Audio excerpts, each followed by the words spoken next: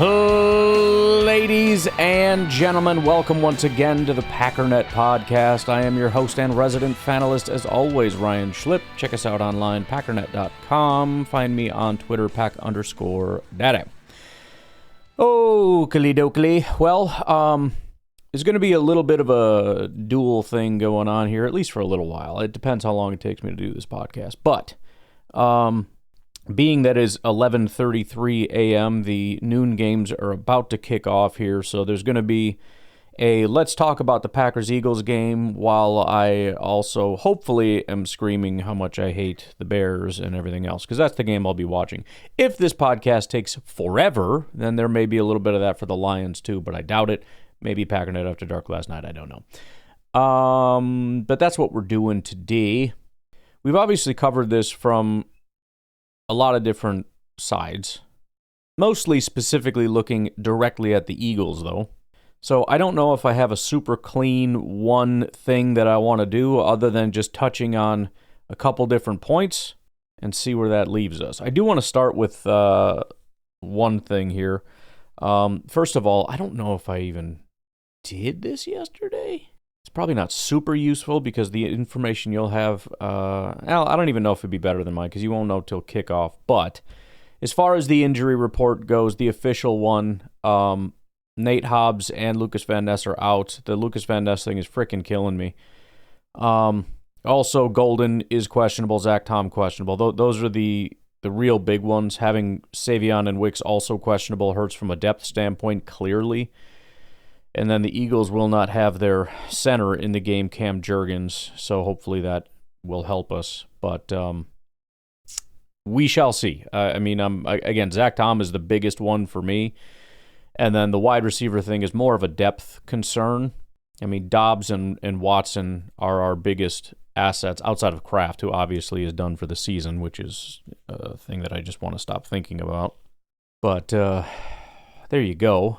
I want to remind all of you, by the way, there is the ability to grade these games. I've got my thing up right now as I watch the Chicago Bears game, so I'll be grading primarily just the Chicago Bears. The link for that will be in the description of this show, as well as ways to support the show. I've had many people reach out saying, what's your this, what's your that, and I certainly don't want to correct or scold people who are trying to do something nice, but just as a reminder, if you're ever wondering, it should be in the description of the show. So whatever you're listening to my voice on right now, just click on it and look at the description, and down at the bottom, you'll see links to different projects and websites. I think I even added like the NFL draft one, which I'll have to talk to you guys about pretty soon here. That one's actually my baby. That's my pride and joy. I love that so much. But we'll talk about that another time when we start talking about the draft a little bit more. So anyways, keep in mind that you can do that. It's a fun little thing, and he was out. If you don't know what I'm talking about, it doesn't even have a name because I'm not buying domain names for stuff that people don't really want to use. If enough people start using it, I'll go buy a cool little domain name for it. But there's always so much talk from people about like what their eyes said and what their eyes showed and all that kind of stuff. And I thought, for one, why not just give people the opportunity to do it? Also, people are so mad at PFF all the time, so it's kind of a, all right, so what is your grade? What do you put on it?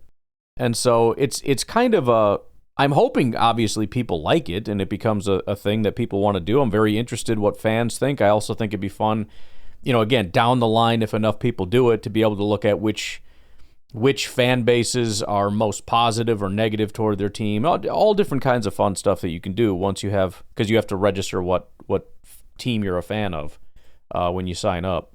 But it's also kind of a win-win, because if people don't like it and they don't want to do it, it just kind of proves my point that all these people who they know and they do it, they don't want to do the work. They don't want to actually grade. They don't want to actually put down on a play-to-play basis. They'd rather just go off their vibes, and they want to just be smart while putting in no effort whatsoever.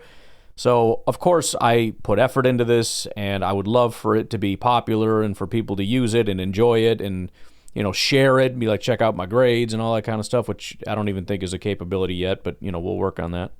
But this is probably like my second or third put your money where your mouth is thing that I've built, and very little of them get interaction, which kind of just, makes me feel... Again, I would love for it to actually work, but if it doesn't, it just kind of like, yeah, that's what I thought. That's what I freaking thought. Quick update, by the way, just came back from anniversary dinner, lunch thing, and the stupid Bears are going to come back and win. The Vikings are probably going to come back and win. The Tampa Bay Buccaneers are probably going to come back and win. Everything was great until I came. My son is yelling at me. I was watching the games with him, and he kicked me out because I ruined everything. So this is all my fault, and I apologize for everything. All right. Freaking disaster. Now I'm in a bad mood. I was all full of tacos and happy, and now I'm not happy.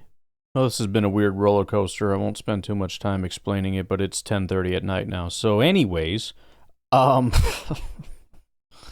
talked about it last night on the podcast, so we'll just leave it at that. So the games are freaking over. Lions dominated, Bears won, of course, and that's my fault. I take accountability for that. They should have lost to the garbage Giants because the Bears are garbage, but we have to wait a very long time because the Bears don't play a team worth a damn until they see the Packers, and hopefully they will be facing a team worth a damn at that point. We shall see. So I'll tell you what, why don't we do this? Since the games are done, I don't fully remember what it was prior to the games. It doesn't let me retroactively go back. But as of right now, it seems as though things worked in our favor. So the Falcons lost to the Colts. I can't imagine that moved the needle a ton just because the Falcons were so far behind. But it's got to move it a little bit. Saints beating the Panthers was a good thing for us. Bears winning, obviously, is not good. Ravens beat the Vikings, which is good for us. Patriots beating the Bucs, I think, was the biggest one. That was a pretty big deal. And then you also had the 49ers and Cardinals lose. I think both of those are kind of the low-end kind of thing, whereas it helps to prevent the bottom from falling out. In other words, it's going to help us in our odds to make sure that we do make the playoffs. It probably lessens our odds of being the number one seed. Because the Seahawks and Rams are on the top end, whereas the Cardinals and 49ers are not necessarily bottom end. Cardinals are. They're currently 3 and 6. 49ers, though, at 6 and 4. It helps us to stay out in front of them with this. And then the Lions beating the Commanders doesn't help. It's not good, but it does kind of help, again, that low end. So I think this was a good low end week, whereas the top end teams tended to win, which means it is going to help us as far as our ability to make sure we're not below the 7 seed. So right now we have an 88% chance of being in the playoffs. If we lose, it drops to an 82. And I think that's going to be important to keep in mind. And I'm not trying to just have you brace for a loss, although I think it's important that we do that because it's at best a coin toss. But if we lose, we drop to 3rd in the division. And it's going to be hell because it's 2 losses in a row. Packer fans are not going to take it well, even though the Eagles are a good team. They're going to lose their freaking mind. Bears, Vikings, Bears and Lions fans, maybe even Vikings fans, I don't know. They're all going to chime in. The national media is going to chime in. It's going to cause a spiraling effect where it's just going to pile on to Packer fans who are just going to make them more angry, which is going to make them call in and be angrier. It's going to be a crap week. But it's worth noting that even though everybody's going to be saying this isn't a playoff thing, we have an 82% chance of making the playoffs. Okay? Because of the remaining schedule, not just for us, but for everybody else. The most important games, based on if we lose it, our odds drop the most. It's not the Eagles. The most important game is our first game against the Bears, our first game against the Vikings, then it's the other Bears game, and then it's, for whatever reason, the Giants game. Those are the biggest ones. If I click it right now, it drops the most. And this is just assuming we lose, right? And I also think it's important because, as I've said also, if we win this game, there's going to be a lot of whining, which is going to... I'm going to cancel the frickin' podcast for a week if there's whining. I swear to you I will. Because it's going to be, see, why can't we do this when we go, why can't we do, blah, blah, blah, blah, blah. I'm not listening to whining if we win this game. I'm not doing it. If we beat the Eagles, we will be a 2-loss team at or near the top in the NFC with a 93% chance of making the playoffs, having just beat one of the best teams in the entire NFC. I don't want to hear some superstitious nonsense about, oh, we have this weird thing where we just lose to bad teams. Why do you believe that? Because it happened 2 times this year. It didn't happen at all last year. This year it happened 2 times. We're going, oh, this always happens. This is all every time. No, it's not. This is some weird superstitious thing that's just been made up. Oh, we always play up and beat the good teams, but lose to the bad teams. What are you talking about? And again, the annoyance I have is now everybody's coming in and going, oh, sure, of course we're going to beat the Eagles this week. Stop saying that. Because number one, I'm superstitious and you're annoying me because it's certainly not obvious that we're going to beat the Eagles, not even a little bit. But beyond that, if we do win, everyone's, oh, see, it's just as though like this just plays right into this negative narrative about the Packers. I'm sorry, that's not negative. And as I think somebody called in had mentioned, or somebody had mentioned it at some point, good, because we just see good teams in the playoffs. So be happy about that. I don't care if we lose to the bad teams. Oh, so we're going to lose to the Giants and the Vikings and then beat the Lions. And then, hey, the Bears have a good record, so we're going to beat the Bears twice. We're going to beat the Broncos. We're going to beat the Ravens. So what, we lose to the Vikings twice and the Giants? And we're a 5-loss team this year? So we're 12-5 and win the Super Bowl? That's what's going to piss you off? Stop it. First of all, the whole thing is stupid. That's not what's going to happen. But even if it did, I have no idea why this would upset you. But okay. But that's where that stands. A loss, 82%. A win, 93%.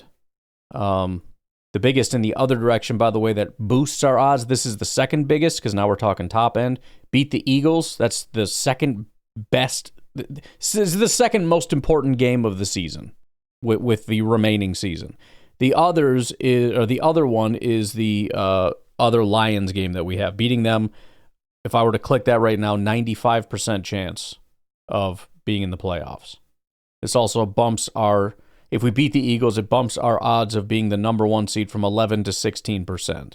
It's not massive, but it's a pretty big jump. Obviously, the Lions being the other one, you win that game, it jumps up to 1-3. A lot of that is going to be out of our control with, other teams and other divisions and how they're doing. But the good thing, and I know because, again, we're in this weird thing where we're like, no, we lose to bad teams all the time. So I can't even have these normal conversations with anybody. But the good thing is you beat this team, and then we have an easier opponent next week. The Lions are playing the Eagles. They have not done fantastically well against quality opponents this year. And then the Bears and Vikings play each other. One of them has to lose.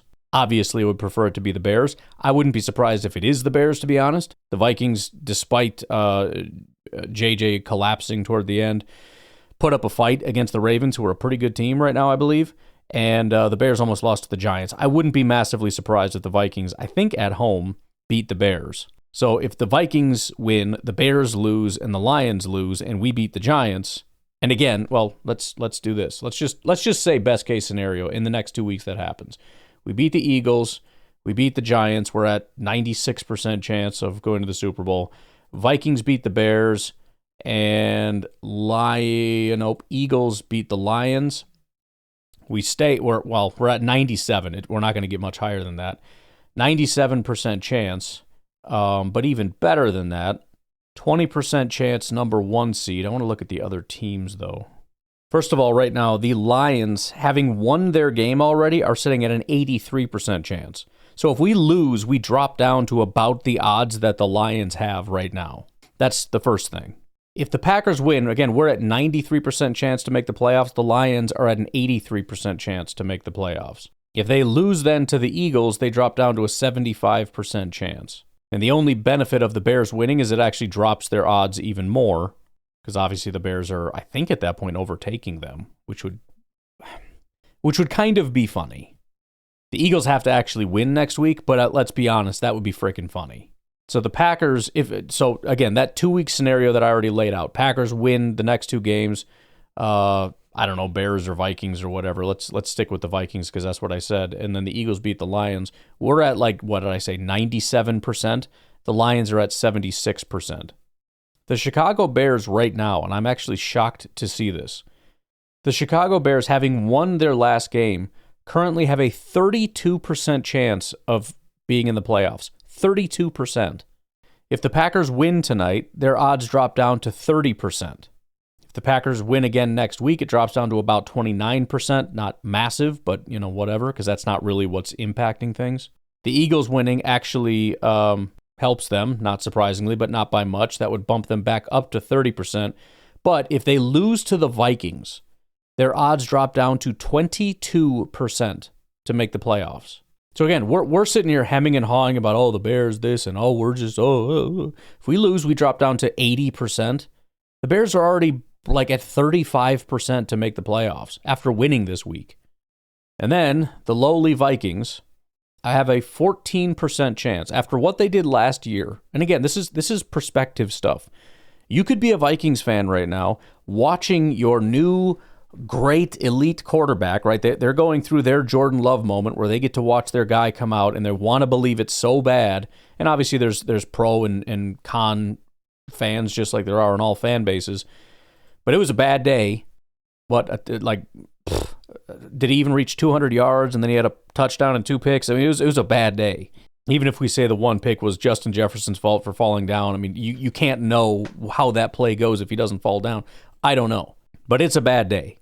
And you're watching your quarterback you had last year play for the Seahawks, who are maybe the best team in the NFL right now. And they're talking about him being MVP. So you realize that was not a fluke, and that was not just your coach turning him into a monster. He's actually just a really good quarterback. You brought him in, and then you let him go. And then you play J.J. McCarthy, who you drafted. He's a freaking weirdo, and he sucks at football.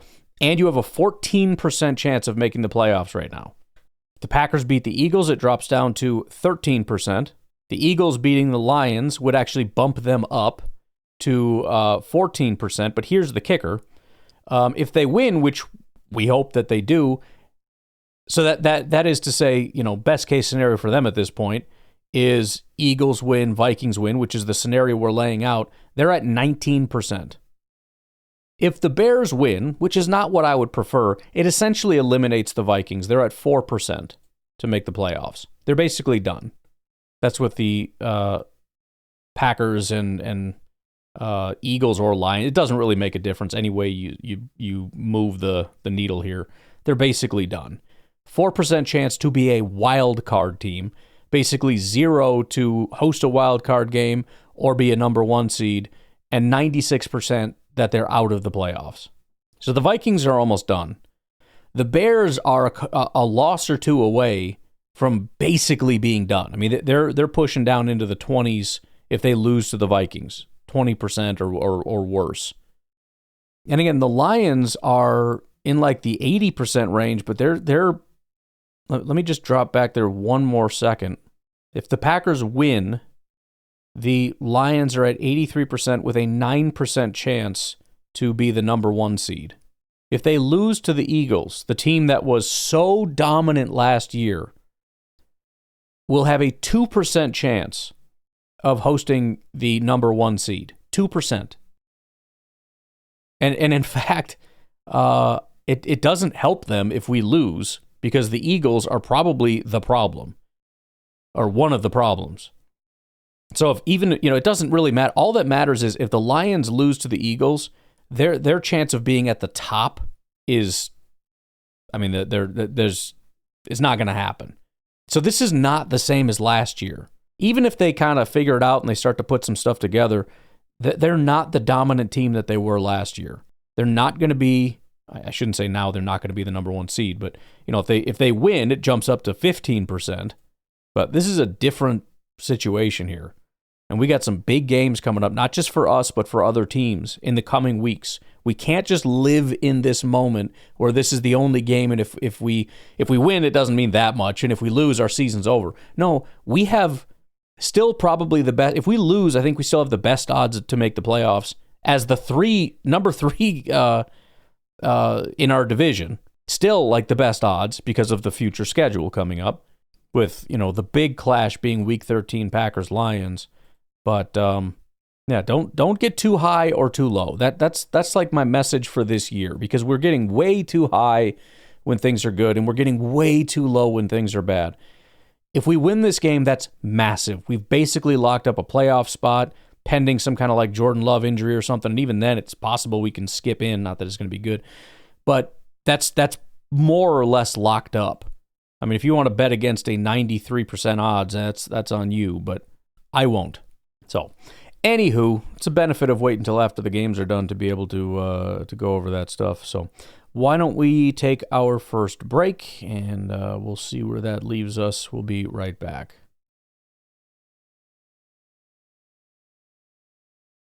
All right, so I wanted to touch on something else. And again, this is not to get anybody too high or too low. I'm just informing you. I'm giving you data, okay? That's it. Do with it what you please, take in what you want, disregard what you want. I've been talking quite a bit about luck. And again, I don't necessarily think the Packers have been unlucky throughout the season, but I do think that last game had a lot to do with luck. But it got me on the thought of luck. Number one, I think last week was an anomaly. And so, unfortunately, I haven't been able to find, I'll dig a little bit more once I'm done with this. Haven't been able to find like a week-to-week thing as opposed to a for-the-season thing, but the only reason I find the for-the-season thing to be interesting, because pretty much everybody for the season has the Packers right around dead average, a little bit more unlucky. One ranking had us near the bottom as one of the most unlucky teams, but usually between like 14 to 18 on the just unlucky side. The reason it's more interesting, number one, because pretty unanimously the Bears are one of the most lucky teams in the NFL.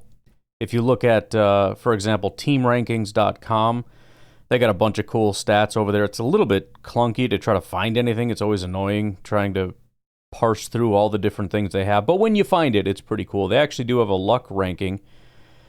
I looked up their methodology, and it's kind of... I don't know. I'm going to trust that they have a pretty good method. Just leave it at that. But for example, they have it Denver, then New England, then Chicago. The Action Network, which is a big betting gambling site, obviously very big with statistics and all that stuff, and luck is a major component in betting as well, because obviously you can get too high on a team with a really good record that looks good if you don't take into account teams that are lucky and due to regress kind of a thing. They have the most lucky team, the Buccaneers. They have the Bears third. I'll skip the second team for a reason. You might be able to guess why. But the Bears third, 20.1% luck percentage, for whatever that means. I also found a guy, Tom Bliss. Tom Bliss, Senior Manager, Football Ops, Data Scientist at the NFL, alum of Columbia Data Science and UW-Madison Physics Astronomy, born and raised in Oakland, California. So, very intelligent data scientist person that works for the NFL. I'm going to give him a follow, by the way.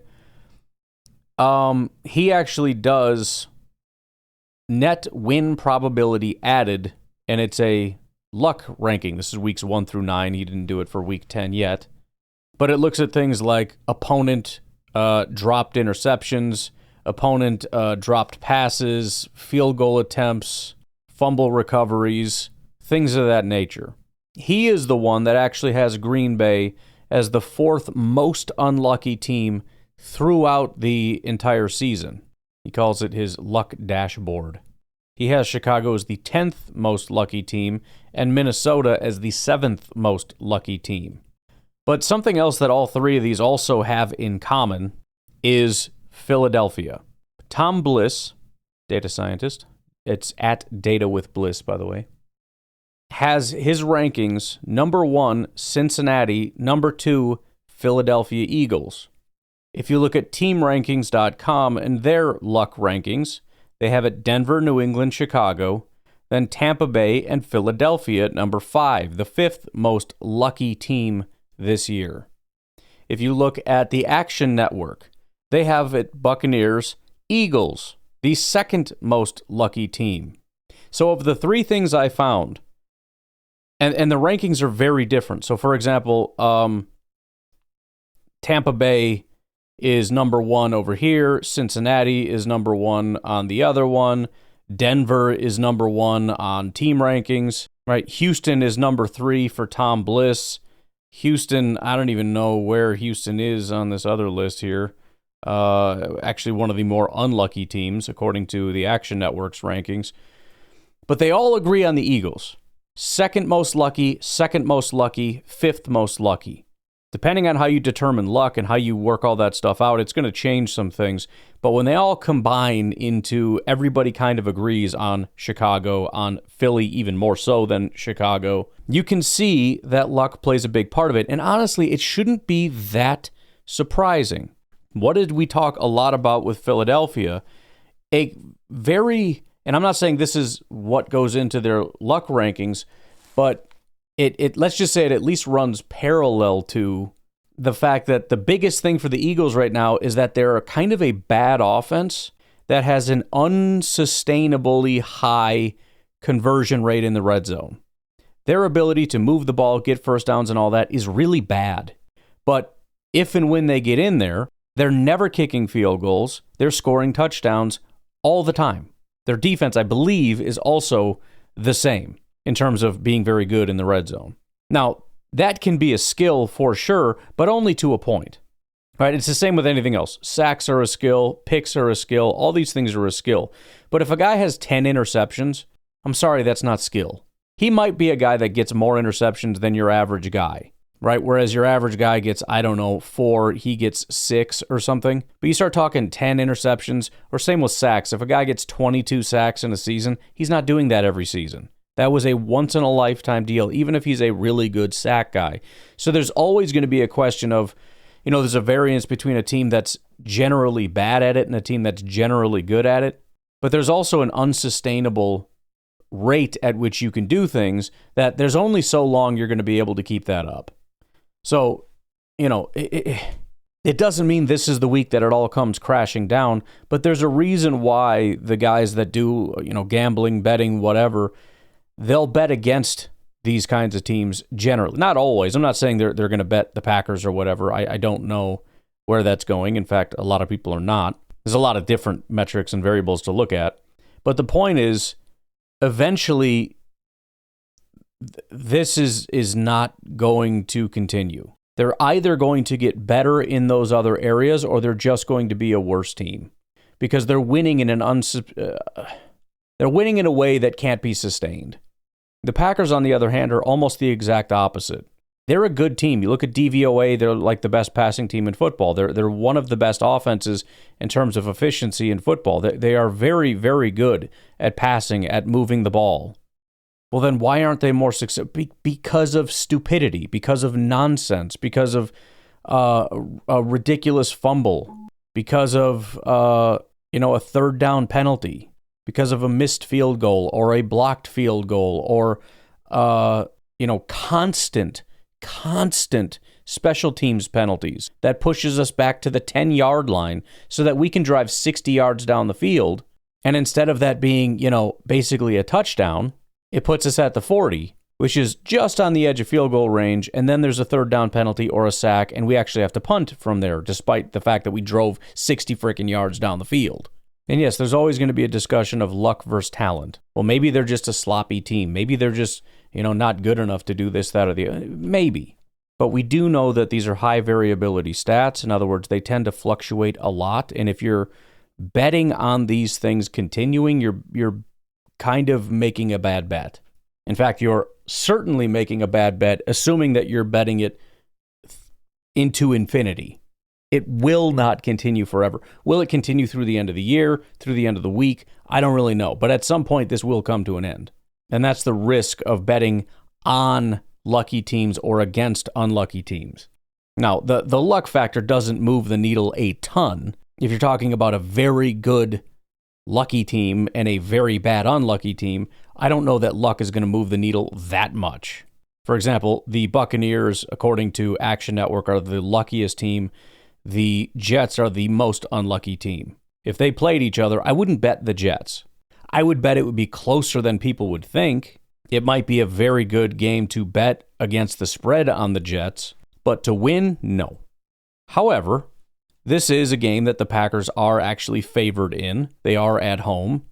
The Packers, according to the Action Network, have a negative 4.25%, and are ranked 18th in the 18th most lucky team, that is to say, somewhat unlucky, against one of the most lucky teams. And so, at the very least, one of the very many measurables or things to keep an eye on in this game is the luck factor. Or if you don't want to call it luck, the frickin' ball bouncing your way factor. Are the Packers making a lot of stupid mistakes? Are the Packers dropping passes while the Eagles are catching everything? Are the Packers fumbling and losing that fumble recovery while the Eagles are fumbling and recovering their own fumbles? Are the Packers running up the penalties while the Eagles are not? Are the Packers kicking field goals in the red zone while the Eagles are scoring touchdowns? If these things are happening or continuing, we're done. It's over. We lose the game.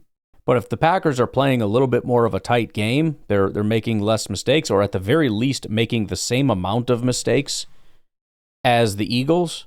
The main idea here is that the Packers are a better team. And if both teams show up with the same amount of energy, whether it's playing at 100%, they're both playing at 75%, they're both playing at 25%, as long as they're playing at the same level, the Packers should win the game, especially at home. The concern is, are the Packers going to lay an egg? Are they going to be the least disciplined team on the field? And of course, there's reason to speculate that, yeah, that's what's going to happen. But that is, at least the way I'm looking at it, kind of the situation. And if the Packers can play a disciplined game, I think the Packers win the game. All right, let's take our final break. We'll be right back. We did a lot of betting stuff yesterday, so I thought, because it's pretty good insights, why not look at a couple of the details that people are bringing up about this game and why they are or are not betting for or against Packers teams or players, for that matter, because that could be something interesting anyways. One of the things, and this is a negative for the Packers, but the thought is to pick Dallas Goedert over 3.5 receptions. The reason that they're saying this, not only is Dallas Goedert, a good solid tight end, he's, again, mostly a red zone guy, but the stat that they bring up that is a little upsetting, obviously, it says Green Bay has given up 56 receptions to tight ends this season, which is an average of 7 per game and higher than any other team in the NFL. Now, I will say we've gone up against some pretty solid tight ends, and also the way that we play defense, probably a little bit more conducive to these little dump-offs to tight ends. But, again, these are little things to kind of keep an eye on. Here are a couple Packers weaknesses. Are they attacking it? Are they succeeding at attacking it? If we're having a hard time stopping Dallas Goedert, it's a problem.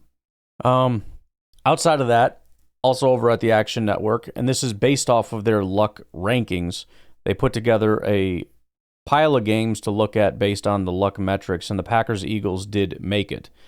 They gave it a C grade, and then their LBC percentage is 57.1. They go over all this stuff. Basically, a D grade or better is ideal. C is good. It's solid. Here's what they had to say about it. I already took the Packers minus 2.5 on Monday, a full week ahead of kickoff. Starting with the luck-based trends, favored unlucky teams are 58, 35, and 3, 62.4%, including 50, 21, and 3, 70.4%. Against the spread outside of weeks 5 through 7 dead zone for luck-based sides. Now to the matchup.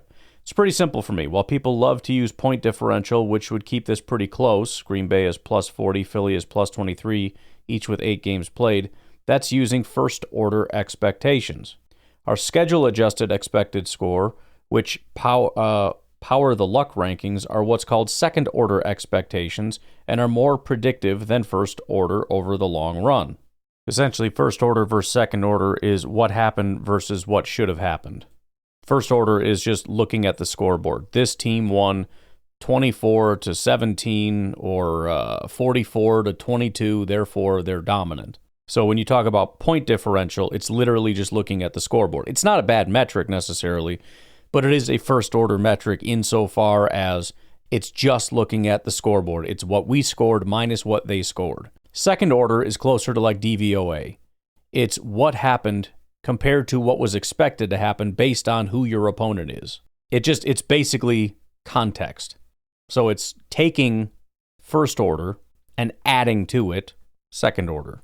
He goes on to say, that makes this closer to Green Bay minus 4 at a neutral field because the Eagles have been extremely lucky on their scoring output, coming in nearly 35 points over expectation. That's pretty wild. That's, 4.5 points per game over expected. He says, we can adjust that closer thanks to Tucker Kraft injury and the Eagles adding a couple defensive players at the trade deadline. But it's clear the main focus here is around this Eagles scoring output coming in way over expectation. That's mainly because the Eagles have a ridiculous 10 touchdowns of 26-plus yards, despite ranking just 12th in passing explosiveness, 12th in rushing explosiveness, and 13th in overall explosiveness. That's not a sustainable way to score. So first of all, just getting these explosive touchdowns is somewhat unsustainable, but on top of that, they're really just not good at it. But again, in those very rare instances when they do it, they end up getting like touchdowns on it. It's not to say that they didn't earn that touchdown, but again, you run this back 1,000 times, it's not going to come out like this based on just how good you are, how efficient you are on offense. They've also had 3 long special teams or defensive touchdowns, giving them the most overall long touchdowns of any team in the NFL. This will be extremely difficult to replicate against Green Bay. First, the Packers have the second fewest turnovers in the league and have yet to yield an opposing defense or special teams touchdown. As far as the explosive touchdowns on offense for the Eagles, it doesn't get any better. The Packers' defense ranks first in preventing explosive pass plays, 9th in preventing explosive runs, and first in overall explosive play rate prevented.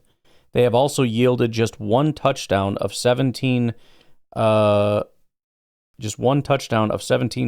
allowed that went for 25 or more yards, and that was just a 28-yarder, which is tied for second fewest in the NFL. That means the Eagles will likely need to consistently move the ball to score touchdowns, and that's something they just haven't done. Philadelphia ranks 19th in success rate, 12th in series conversion rate, in part thanks to their explosiveness, which will take a hit here. So don't expect quick and easy points for the Eagles. They'll likely have to do it the hard way, which will put them way closer to scoring expectation or even below it. And then finally, I just want to look at, again, I gathered up, I don't know how many sources here, let's just call it 40 sources. A lot of YouTube, handful of 20 articles or so. It's probably 50 sources. But through all that, kind of putting together what the consensus is on this game. Some details. The Eagles are a popular bet, receiving 80 to 90% of the tickets and money on the spread, yet the line has not moved significantly. The Eagles are considered a public underdog. And again, this is one of those things where the public looks at it and says the Eagles are a powerhouse. The Packers just got smoked by the Panthers, and so there's no way in the world the Packers should be favorites in this game. And if you just looked at last week, that's exactly how it feels. Why would they be? They lost at home to the Panthers. Granted, the Panthers I don't think are that bad. Well, they lost to the Saints, but whatever. And everybody's going to overestimate that too, and that's going to play into all this, as though they didn't beat significantly better teams than the Saints already. Whatever. I'm not going down that rabbit hole. The point is, when you look at recent information, especially, and on a first order or surface level standpoint, there's no reason the Eagles shouldn't be favorites in this game. And so that's why the vast majority of the money is on the Eagles, which does make it odd that the line is not moving. Analysts believe the matchup favors Green Bay's defense. The Packers' defense is strong at limiting explosive plays. We've already been over that. Jalen Hurts relies heavily on vertical throws, over-the-shoulder, vertical lead, back-shoulder throws, which account for 35% of his passing yards this year, the second highest rate in the NFL. The Packers are successful at defending these plays, allowing the 6th lowest percentage of yards on vertical throws. The defensive strength may prevent the Eagles from picking up chunk plays down the sideline to receivers like A.J. Brown and Devontae Smith. The Eagles' rushing attack has not been as effective this year as it was previously, except in favorable matchups like against the Giants. The Packers' offense holds advantages in specific areas against the Eagles' defense. It's 12:30 in the morning. All right, give me a break. The Eagles' defense has not performed as well as last season and has shown susceptibility to the run. The Packers might be able to establish the run game. The Packers are expected to utilize play action, The Eagles struggle significantly against play action, ranking 30th in EPA per play allowed off play action this year, while the Packers are a top 5 team in this metric. Quarterback Jordan Love excels in night games and at home in Lambeau Field. He is expected to be aggressive and attacking downfield, especially in his competitive game environment. Some trend data. The Packers are coming off a significant loss, 16-3. The Panthers, whatever, as 12.5 point favorites. Historically, Green Bay has a tendency to bounce back strongly after such letdown spots or clunker losses. After their last low-scoring loss, 10 points to the Cleveland, they scored 27 or more in 4 subsequent games. Green Bay is 3-0 against the spread this season when the game spread is within a field goal range. The Packers have scored 27 or more points in all 6 of their wins and 1 tie this season. Under coach Matt LaFleur, the Packers are 12-1 straight up and against the spread at home after converting only 1 red zone trip or fewer in the previous game. Couple of Eagles trends on the other side. The Eagles have won and covered the spread 4-0 straight up and against the spread since the start of last season when they are listed as underdogs. Jalen Hurts has a poor against the spread record on Monday Night Football, 3-6 against the spread overall, and the team has lost 4 consecutive games against the spread on Monday Night Football. The Eagles have won and covered the spread in 3 consecutive games against the Packers dating back to the start of the 2021 season. As far as expert predictions, several analysts favor the Packers to cover the spread or win outright, often suggesting to fade the public money on the Eagles. Recommended bets include Packers minus 2.5 or Packers minus 1.5 and the Packers team total over 23.5. Some analysts do have the Eagles plus 2.5 predicting an upset, 24-20 or in one case 23-20 as final scores. The Eagles are considered a valuable leg in a teaser bet, moving the line up to 7.5 or 8.